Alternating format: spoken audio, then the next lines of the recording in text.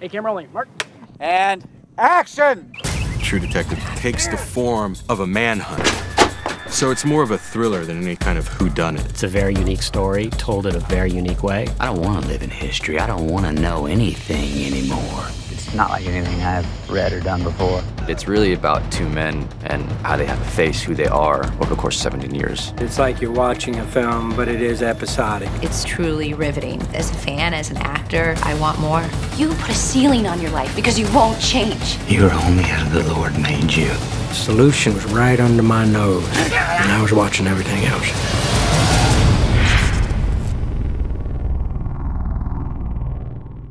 It was January the 3rd, 1995. I'd been on the job about 3 months till then.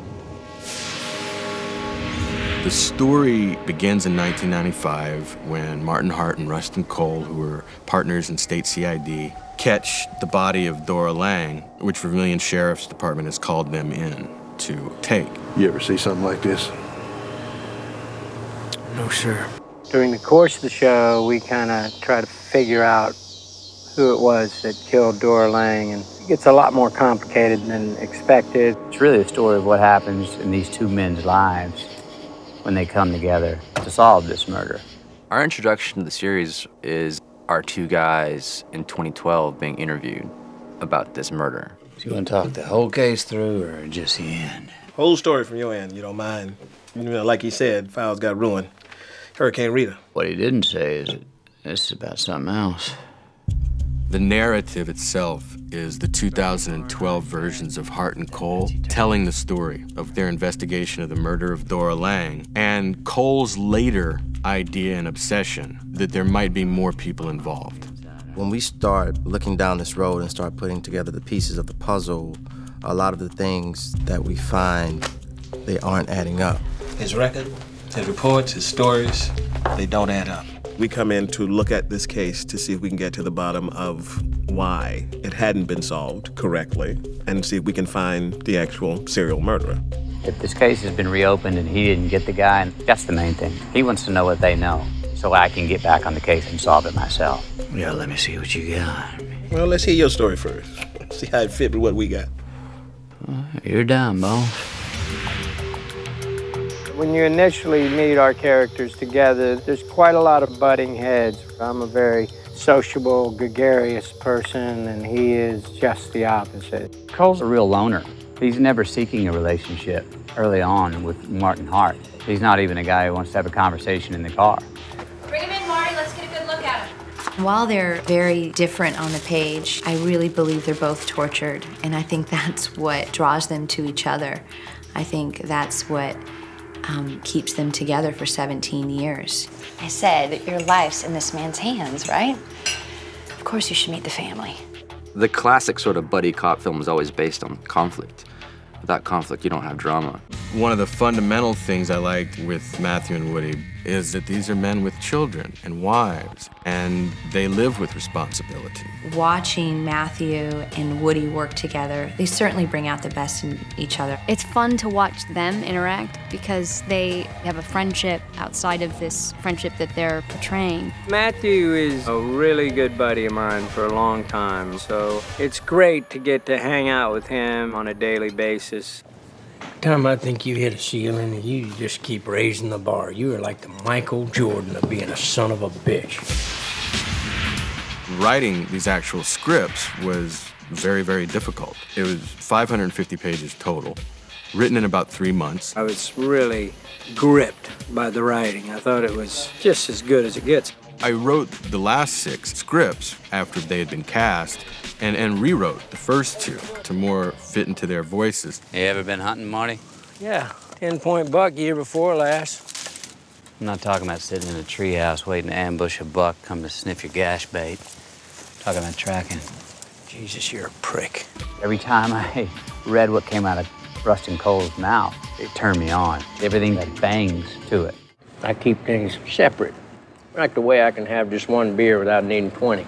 People incapable of guilt usually do have a good time. One of the biggest things you're trying to figure out when you're directing on your own is, breaking down character. So, to have the writer on set to talk about character collectively with the actors is a huge resource. That social enterprise has actually been For me personally, as a guy who has spent a lot of time alone in a room, typing on a keyboard, it's been fantastic. Okay, everyone else should move back past Video Village. Let's do our last looks. Let's get ready to shoot. When your story is on the scale that we're telling this one on, then the world that it's set in becomes another character. A lot of the buildings and topography, the swampy spookiness of the South is the backdrop that the story already fits in. It's a really densely green sort of landscape mixed with the sort of industrial detritus of refineries and other industries.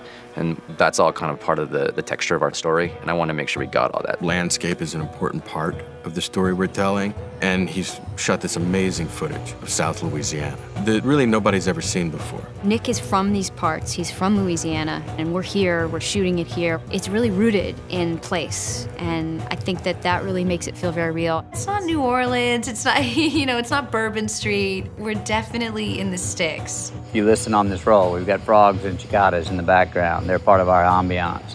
Mother Nature is the queen. She is the ruler down here. The first thing you have to contend with here is the weather.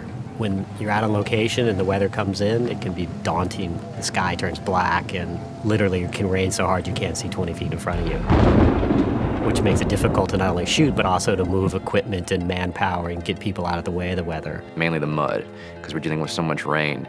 And when you're hauling equipment in and out of places, even to get, 300 meters that way with a bunch of carts that like tear up the ground that's supposed to look pristine because it's supposed to be untouched, makes it hard. After you contend with the weather, you have the critters. Oh yeah, oh yeah. We regularly employ wranglers that precede the cast and crew through the bush and catch anything that might be dangerous, such as cottonmouths, other poisonous snakes. We had several adventures with wildlife. We pulled a 6-foot alligator out from where we were building. Our greensman did that. Granted, we built the set in the bayou, so it was his set before it was ours, but a 6-foot alligator will definitely get your attention. Something I've never done in my career is we had birds of prey on set. We had an owl and a hawk purely to keep the mockingbirds at bay so we could film because they're very noisy. 2 cameras. A mark. And the B mark.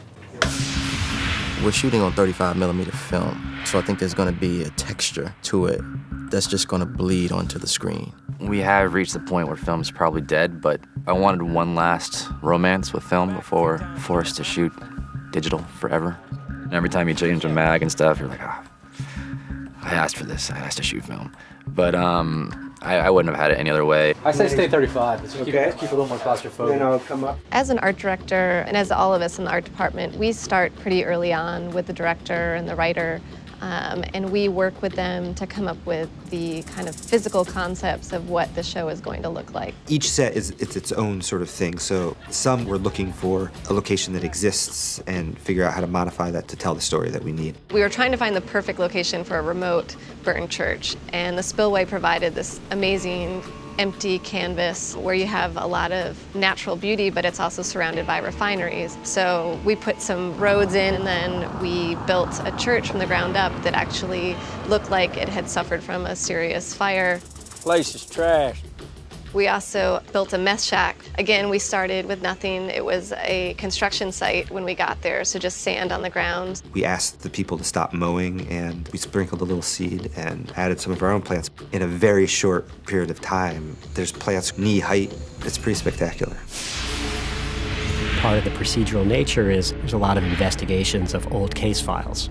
All those case files have to show crime scene photos, dead bodies. We have created every single crime scene. So we've taken people and we've made them up to be dead with various strangulation, gunshot wounds, stab wounds. Because it's 1995, we wanted to depict them as they were, so they're all taken on film and processed on film. There's no digital stills used until digital technology becomes part of the story. All our photos, all our photo stock, our papers, everything that I've had to do, we've had to try and do it as period correct as possible.